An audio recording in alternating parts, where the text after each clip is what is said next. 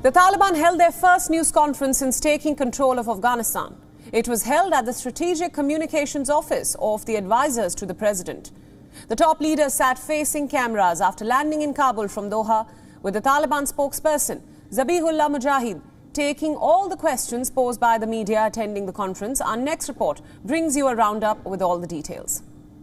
The Taliban held their first official news conference in Kabul on Tuesday since the shocking, swift seizure of the city, claiming they wanted peaceful relations with other countries and, despite past harsh treatment of women that included public stonings, vowed they would respect women's rights within the framework of Islamic law.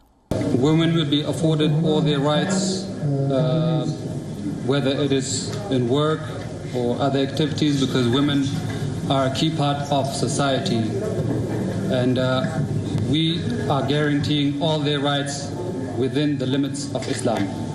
The militant group also said Afghans who had worked with the U.S. and allied forces as translators or in similar roles had a home within the new regime. As for their talents and their skills, we do not want them to leave the country.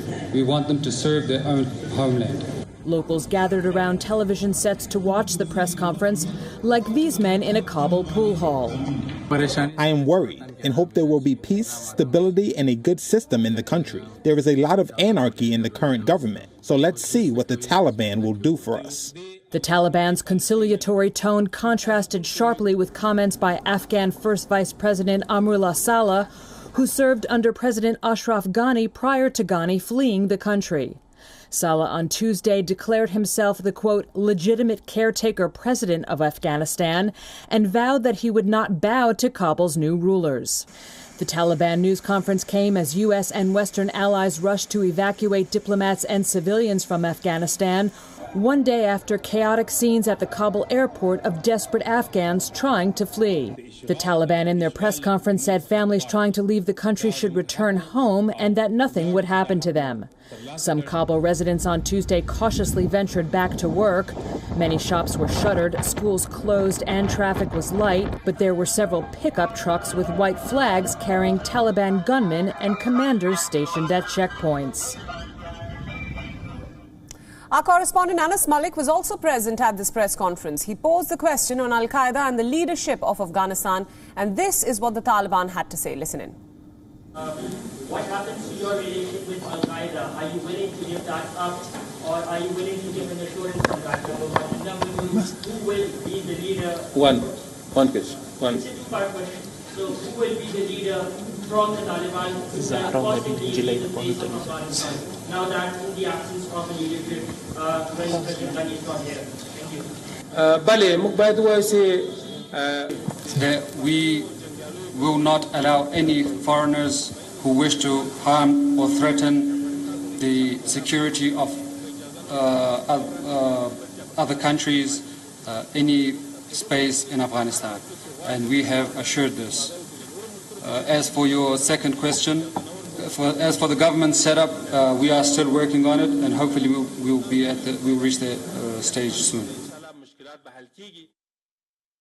Well, day 3 of the Taliban rule, and Kabul still seems to be grabbing a grip of it, or getting used to this new normal. We can hear cars honking at this hour, but not much traffic is on the roads. It would be interesting to see if women actually step out on the roads, despite of the assurances given by the Afghan Taliban spokesperson yesterday in his press conference that women will be allowed to work with a caveat that would be within the framework of the Islamic Sharia. This is what the Afghan Taliban spokesperson Zabihullah Mujahid in his first ever press conference yesterday has maintained. He's also announced to give a general amnesty to everyone. That's what he's announced, but that something that remains to be seen is that whether it would transpire into action on ground and it would resonate with the actions of foot soldiers or not, that remains to be seen. Yesterday we saw Mullah Abdul Ghani brother, the co-founder of Afghan Taliban, arriving in Kandahar.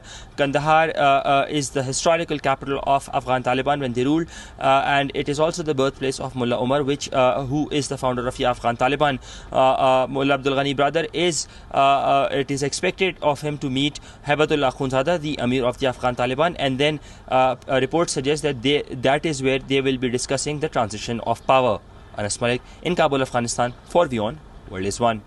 WION World is One is now available in your country. Download the app now and get all the news updates on the move.